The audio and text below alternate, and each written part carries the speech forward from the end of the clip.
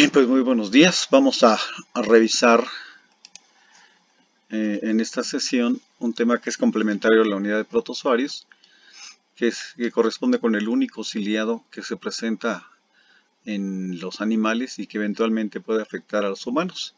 ¿Sí? Se trata del Balantidium coli, es el agente causal de la disentería balantidiana y, como todos ustedes saben, la condición disentérica se asocia con la presentación de cuadros diarreicos en los que además hay pérdida de sangre y de moco, de tal manera que esto eventualmente puede ser un problema que cause la muerte para los animales. ¿Sí? Así que se trata de un problema que podemos encontrar en los cerdos, pero aquí cabe hacer el comentario.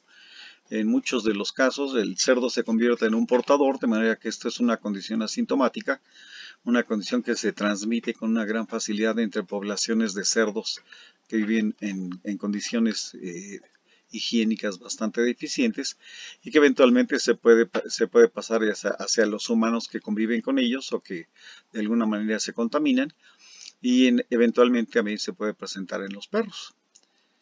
Este tipo de protozoario lo vamos a encontrar en el intestino grueso. Dadas sus dimensiones, se va a encontrar como un parásito o un protozoario de la luz del intestino, de tal manera que en condiciones de equilibrio se comporta como un comensal, de manera que se nutre de productos residuales del intestino grueso, y en condiciones de desequilibrio se convierte en un parásito que se alimenta de la mucosa del intestino grueso.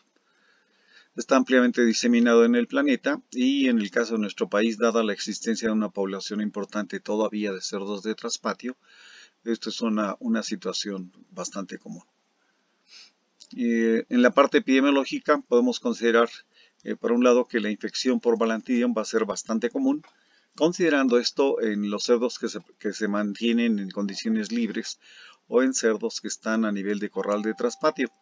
Es una condición bastante rara cuando hablamos de sistemas intensivos, o sugiere un pésimo manejo sanitario cuando hablamos de estos sistemas intensivos. ¿Sí? De manera que va a ser común en determinadas poblaciones, se va a comportar como una condición totalmente asintomática, dado el hecho de que se comporta como un comensal el organismo, y solo bajo condiciones de estrés, puede ser un estrés nutricional con una determinada carga de nutrientes en la alimentación, o puede estar asociada a factores de estrés por manejo, de estrés ambiental, que favorezcan el desarrollo de la enfermedad. ¿Sí? De manera que si hablamos de la condición disentérica, esto puede ser especialmente importante cuando hablamos de camadas de lechones, porque puede mermarlas y puede estar conectado con el desarrollo de un problema zoonótico. De tal manera que pues tenemos que encauzar esto hacia los sistemas de traspatio de cerdos, ¿sí? En donde va a resultar muy común y en los que por lo general se encuentra en equilibrio. Así que los lechones serían el estrato de la población que se ve más afectada, aunque los animales adultos van a funcionar como portadores, de tal manera que el enlace adulto con animal joven va a favorecer la transmisión. ¿Sí? También va a ser importante si encontramos una alta densidad de animales en una superficie pequeña, porque esto va a favorecer la contaminación tanto del agua como de los alimentos o de las superficies, favoreciendo la diseminación. ¿Sí? Así que va a ser más frecuente en los corrales de traspatio, estará ligada con la contaminación fecal de la que los animales no pueden escapar, y que la gente que se contacta con este tipo de animales es la susceptible a ser infectada. Aquí cabe hacer el comentario de que la fase infectante, la consideramos como el falso quiste, es una fase muy vulnerable a la desecación, pero si esta condición se mantiene, esta condición de humedad elevada se mantiene, esto va a favorecer la preservación. Aunque hay que considerar que los animales portadores regularmente van a estar eliminando los falsos quistes, y esto va a permitir que se disemine el problema. ¿Sí? Así que nuevamente tenemos que considerar factores humedad-temperatura que están ligados a la persistencia de estas estructuras, que serán muy vulnerables sobre todo a la desecación, por lo que pueden sobrevivir solo durante algunos días y se pueden mantener viables si la humedad persiste. ¿Sí? Esto entonces facilita que el ambiente esté bastante contaminado y se disemine el problema. Los parásitos se manifiestan bajo dos formas. La primera de ellas es la fase de trofozoito. Es una fase que presenta un patrón morfológico ovalado. Está cubierto de cilios y estos cilios son los que permiten la propulsión. De hecho, se describe como un protozoario que tiene de 60 a 90 bandas de cilios. Las fases de trofozoito miden entre 75 y 250 micrómetros y en su interior se caracterizan por presentar una gran cantidad de vacuolas, además de la existencia de dos núcleos. En este caso solo es visible y lo podemos ver ustedes aquí. Esta estructura con forma alargada es el macronúcleo y el micronúcleo en este caso no se alcanza a percibir.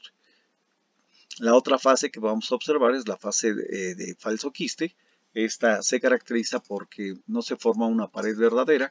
¿Sí? Lo que va a ocurrir es que desaparecen las estructuras vacuolares y sencillamente se mantienen el macro y el micronúcleo. Y esta es la fase infectante regularmente. ¿Sí? Así que aquí vemos bastante mala la fotografía, pero aquí vemos algunos trofozoitos de Balantidium interactuando con la mucosa del hospedero. El ciclo de vida de este protozoario es un ciclo directo, en el que vamos a encontrar en principio la fase de trofozoito que vive en el intestino grueso. Esta fase se puede estar reproduciendo en el intestino por fisión binaria transversal. Puede utilizar un sistema de ahorro de cuerpo, que es el sistema de gemación, y eventualmente estos organismos desarrollan el proceso de conjugación, que como sabemos es un mecanismo de enriquecimiento genético.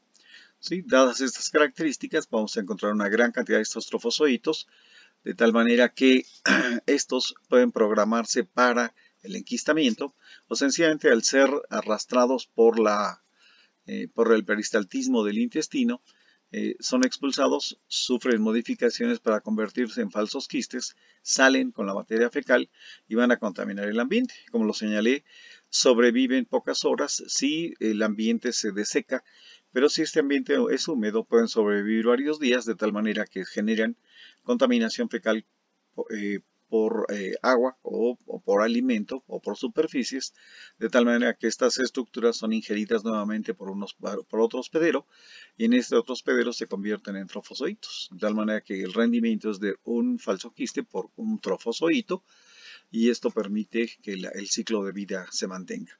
¿Sí? De manera que, como les señalé, generalmente esta cosa se comporta como un organismo comensal, y cuando se producen condiciones de estrés, ya sea de tipo alimentario o de manejo, el parásito penetra o interactúa con la mucosa y da lugar a la formación de ulceraciones, y estas ulceraciones cuando confluyen van a esfacelarse, generando una lesión muy importante, que es la que produce el cuadro diarreico y el cuadro de pérdida de sangre y de moco, de tal manera que de forma general es un organismo comensal que no genera problemas. Este tipo de protozoario lo vamos a poder detectar mediante exámenes microscópicos directos si es que pensamos en los cuadros diarreicos, en los que va a haber una gran cantidad de trofozoitos viables en esas muestras, de manera que tomamos una pequeña porción, la hacemos en el examen microscópico y vamos a ver la movilidad de este tipo de organismos. Por lo general, dado que se comporta como un comensal, los falsos quistes de Balantidium se van a encontrar en pruebas de concentración por flotación. Aquí la común sería la prueba de flotación regular o técnica de Willis, en la que vamos a encontrar los quistes que son característicos. Son estructuras ovales de aproximadamente 75 micras, en las que si hacemos un enfoque apropiado, podemos encontrar la estructura del macronúcleo y la estructura del micronúcleo, que podrían ser bastante visibles. ¿Sí? De manera que esto es el elemento.